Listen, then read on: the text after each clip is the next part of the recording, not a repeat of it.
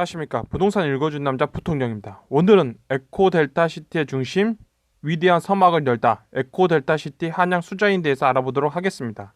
자, 여기서 가장 중요한 것은 무엇이냐면 어디에 있냐는 거겠죠. 그래서 보시다시피 있는 곳을 보시면 이 바닷가가 보이죠. 그리고 뭐 서낙동강령 뭐 남해 보이고 이 부산 보이죠. 부산이 보여요. 옆으로 가서 본다면 부산 1호선 보이는 거죠. 그리고 사상 나오죠. 사상구 나온다라는 거예요. 그러니까 이곳은 어디다? 부산이라는 거죠. 부산. 그래요, 여러분들. 부산인데 이곳은 이제 이렇게 에코 델타 시티 뭐 한양 수자인 뭐 이런 식으로 있어서 뭐 이쪽이 이제 신도시라는 거죠. 신도시. 뭐 대략적으로 해서 이게 이곳 자체가 이제 만들어진 게 그런 거겠죠. 뭐 수자원 공사 뭐 이용해서 뭐 만든 도시 뭐 그런 걸 거예요, 아마. 그래서 에코 델타 시티 한양 수자인은 뭐 보다시피 어디에 있냐? 부산 광역시에 걸쳐 있는 거죠. 결국에는. 그래서 가장 중요한 건 이게 광역시라는 거예요. 광역시. 광역시 강서구에 있는 곳이다. 그곳이 지어지는 게 보다시피 뭐 이런 식으로 해서 신도시를 이렇게 짓는다라는 거죠. 그리고 옆으로 이렇게 지도 같은 거 보면 스마트 시티 국가 시범 도시 뭐 그런 식이란 거예요. 아, 그렇게 돼 있구나. 근데 여기서 이제 우리가 이 그림에서 봤을 때는 무엇이다? 이곳 자체가 지금 이렇게 해서 역들이 뭐 이렇게 부산으로 여기 이렇게 들어오거나 막 이런 건 안 보이죠. 왜냐?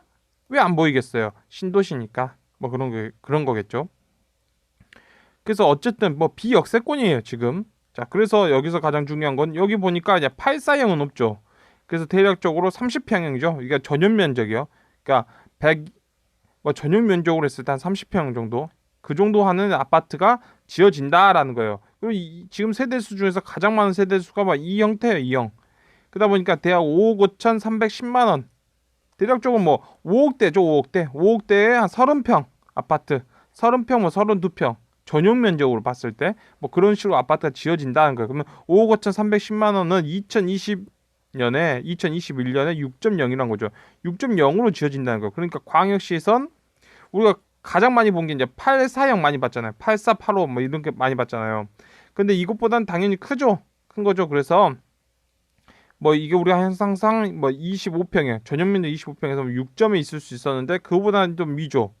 근데 그보다 위에 있겠죠. 왜냐면 평수가 커졌으니까. 그러 놓고 봤더니 6점이라면 광역시에 나올 수 있는 아파트보다 한 단계 아래 정도에 나와 있다. 자, 이 말은 84형에서는 얼마다? 대략적으로 4억대라는 거죠. 4억대. 84형으로 나왔다면 4억대로 나왔을 건데 뭐 84형이 없나 보네요. 그래서 어찌 되었건 우리 이런 식으로 지어져서 이렇게 나온다라는 거죠. 그럼 우리가 대략적으로는 알 수 있는 거죠. 대략적으로 우리가 무엇을 알고 있냐? 자, 국가 시범 도시고 이게 부산에 지어진다는 거예요. 어쨌든 뭐 국가 시범 도시다 뭐 이런 식으로 지어지는 거고 뭐 스마트 주거 있고 뭐 청정 지역 있다 뭐 이런 식으로 하고 그 뭐 나머지 이제 에코 델타 시티 뭐 조성해야 되는 거죠. 뭐 그냥 가덕 신공항 뭐 이런 얘기가 있는데 어찌 되었건 우리가 여기서 뭐 여기 나와 있진 않잖아요. 그래서 우리가 부산이 있죠. 부산이 있어요. 부산이 있는데 뭐 이렇게 역세권에다가 이제 아파트를 이렇게 딱 짓는다 한다면 부산에서의 어떤 역세권 아파트는 또 한 5억대 정도 달라 할 거예요. 그래서 6점대죠. 그게 그러니까 전용 면적 뭐 25평, 84, 85형 막 그런 거 했을 땐 대략적으로 우리가 6점 이하 정도 있는 게 이제 광역시 있을 수 있는 거죠. 그런데 이제 6점에 도달한다면 대략적으로 입지적으로 봤을 때 어떤 뭐 역이 있고 뭐 주변 뭐 학교들이 있고 기본적으로 뭐 그런 도시 그런 정도에서 우리가 나온다는 거예요. 어찌 되었건 우리는 대신 평수가 더 커졌죠. 대신 이 공간에서 이제 이거 새로운 뭐 곳에 뭐 국가 시범도시로 지어지는 뭐 신도시의 어떤 모습에서 이제 평수는 더 커졌죠. 그래서 평수가 커진 데서 얼마에 나왔냐면 뭐 우리가 이 안쪽에 부산 안쪽으로 들어갔을 때 그곳에 어떤 역세권 분양가 정도로 나왔다라고 볼 수 있을 거예요. 근데 크기가 더 커진 거잖아요. 어쨌든 그래서 6점대에 있다면 이제 기본적으로 광역시에 있을 수 있냐? 광역시에 있을 수 있는 점수란 거죠. 그 기본이 특히 뭐 이거 더 싸게 나왔다. 뭐 그렇게 볼 수 있는 건 아니죠. 기본적으로 자기 가치대로 나와 있다고 보시면 되는 거예요. 왜냐면 뭐 이 형식으로 해서 해가지고 뭐 이곳에 나왔다. 부산 안쪽에서 이렇게 나왔다. 역세권으로 나왔다 한다면 기본적으로 뭐 분양가를 우리가 8, 5형 막 이런 식으로 전용면적 25평 막 그 정도로 해줄 수 있는 건 아니잖아요. 더 당연히 돈을 더 받겠죠. 그리고 또 여기서 8, 5형이 뭐 4억대 정도인데 이제 비역세권이라면 그런 거죠. 4억대 정도인데 뭐 여기도 8, 5용으로 나왔다라고 했을 때 여기도 뭐 4억대로 나와야 되겠죠. 그런다면 기본적으로 그렇게 볼 수 있는 거예요. 그래서 근본은 이런 거예요. 근본은 5억대라면 이제 광역시에서 분양가로 나올 수 있는 분양가다라는 거죠. 근데 대신 여긴 평수가 더 커졌다라는 거예요. 왜냐하면 입지적인 면에서 부산 안쪽보다 딸리는 거죠. 그래서 뭐 신도시를 하는 거잖아요. 기본적으로 뭐 신도시 기본적으로 갖춰져 있는 게 많이 없다라는 거예요. 대신 뭐 앞으로 뭐 채워질 수 있는 것들은 또 많은 도시다라고 할 수 있겠죠. 그래서 뭐 기본적으로 그런 형식이다라고 보시면 될 것 같아요. 그래서 부산이니까 중요한 건 부산 광역시에 걸쳐 있으면 어쩔 수 없는 가격이에요.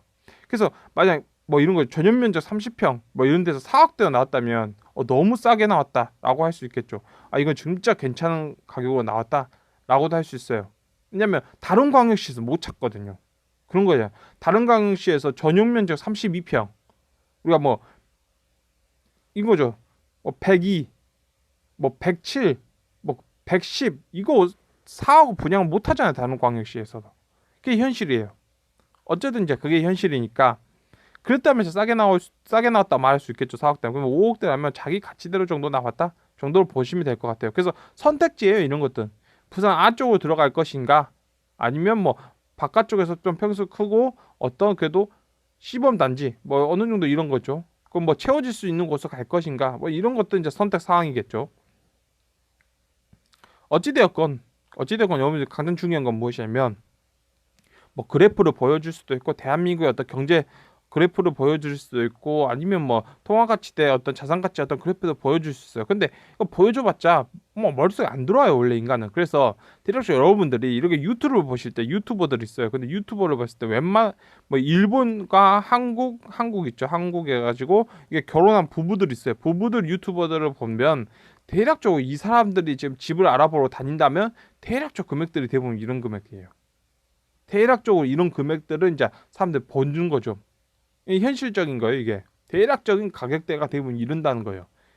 뭐 일본을 놓고 봐서도 마찬가지고 한국을 놓고 봐서도 마찬가지고 대략적으로 뭐 이 정도 금액대로 구로 다닌다는 걸 여러분들 뭐 보시다시피 아는 거죠. 예, 현실적인 거예요. 어쩔 수 없어요, 그게.